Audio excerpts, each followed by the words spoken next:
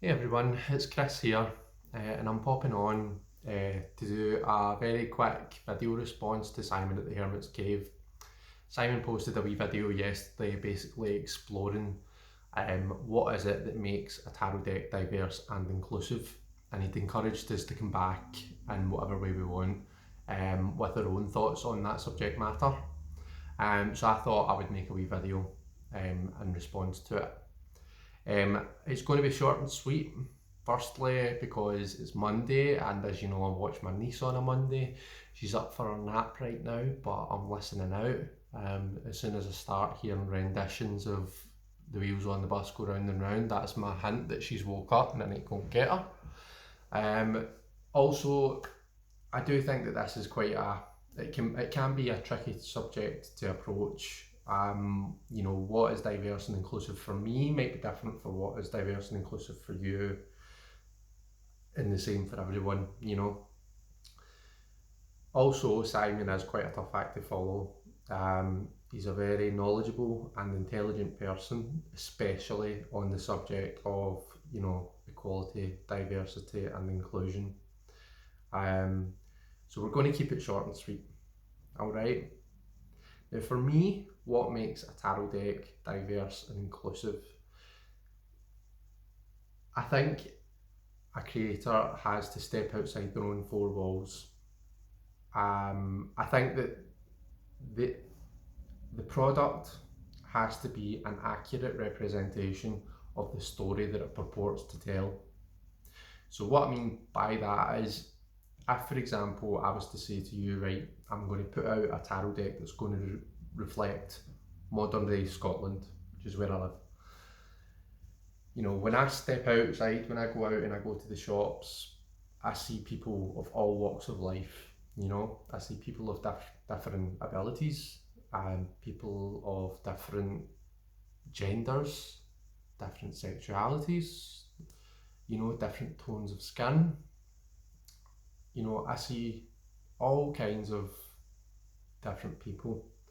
I think if I was going to try and create a product to reflect modern day Scotland, I think for that to be diverse and inclusive, it would have to be an authentic and true representation of all of that.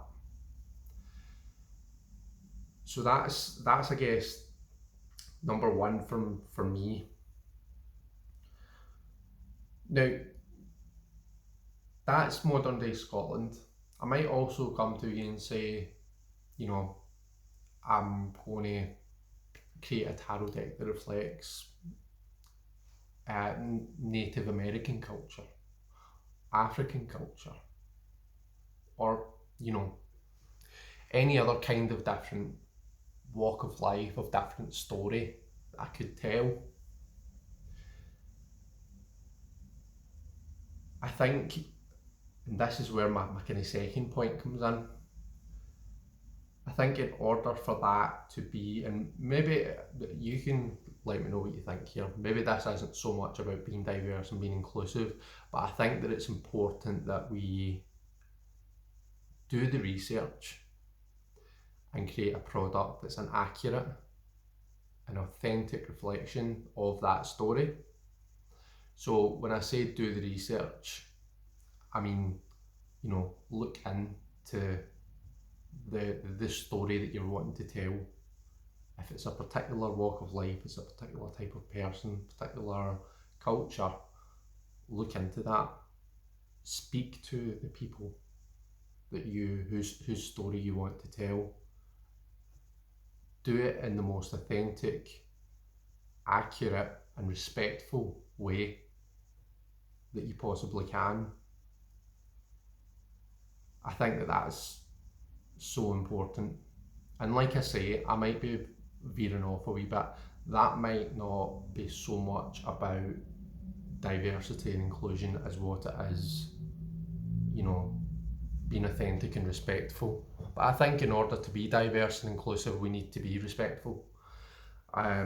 So that was one of the other things that I thought. I think one of the difficulties with this is there are 7.5 billion people in the world. You know, we're all individuals, we're all different in one way or another. I don't think any tarot deck is ever going to be able to represent all of us. I think there are lots of tarot decks that are very inclusive and diverse, but I think, you know, if we were going to find fault, you would always be able to find, you know, some story that isn't told, some walk of life that hasn't been reflected. And it's difficult to say what the right answer is. Where does the line lie? Where is the balance? And that, I guess, is what is individual for everyone. It's what's different for everyone.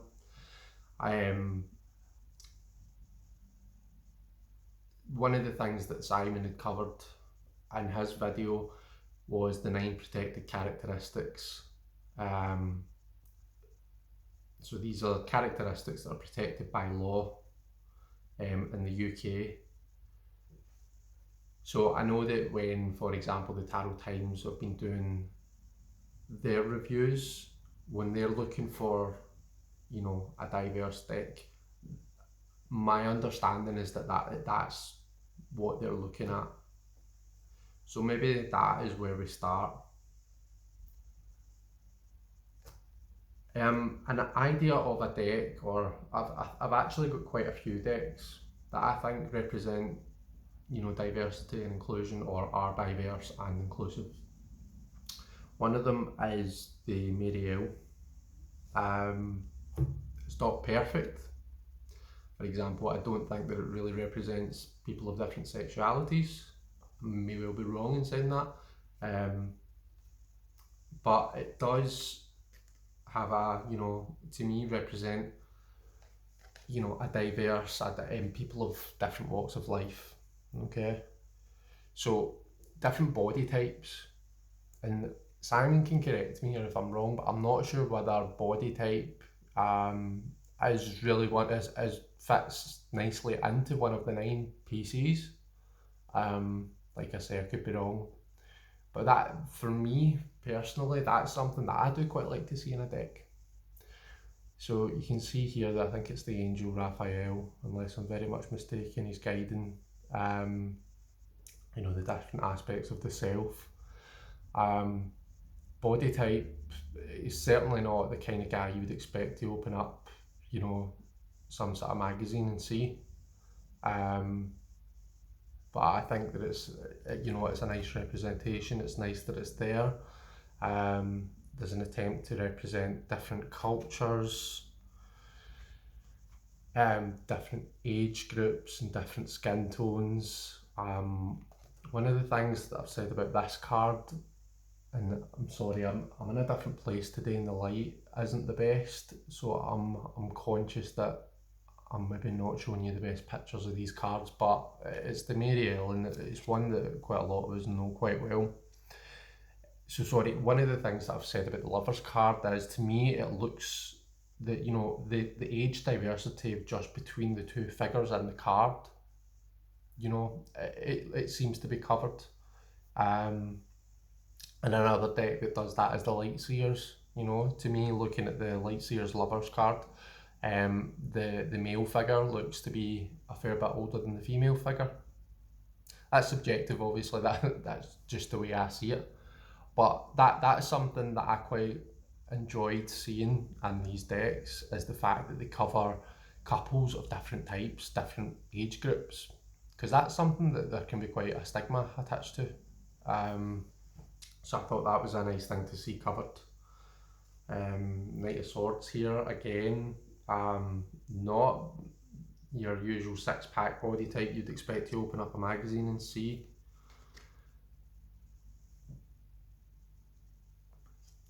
You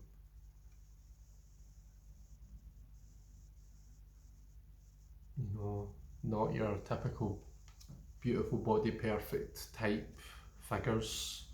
Bit of a dad bod going on here in the King of Pence. So that's it for me. The only other thing I thought I would add in at the end, and it's, you know, it's quite funny. Another way, I suppose, that a deck can be diverse, you might disagree with me here, is by taking people out of it altogether. It almost becomes so not diverse that it is completely diverse. The example that I've got is the Wild Unknown tarot, but there's tarots like the Brady, you know, the Shadowlands as well. It's got, you know, humanoid figures in it, but I don't think that they're humans. They're not actual people. They look like kind of wee monsters. The Mons tarot is another one. You know, this doesn't have people in it at all. So you know, there's two different points of view you could take on that. Some people struggle to read with animal decks because they don't see themselves in it at all, which is understandable. But then again, you know, because I think for others, because they're not intentionally excluded, that almost makes it feel inclusive.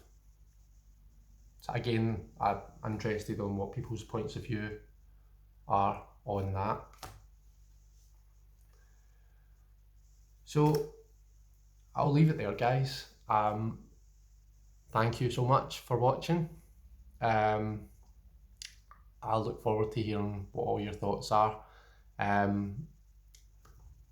As always, I'm more than happy to be called out if there's something that I've said in this video or in any video at all that doesn't quite ring true.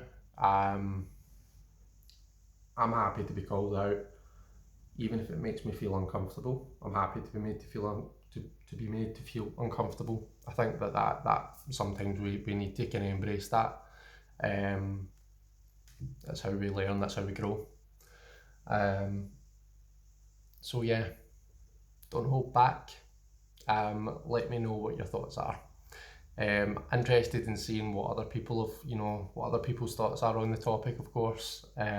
What other decks that people have got that they consider to be diverse and inclusive. And until next time, guys, I will see you all later.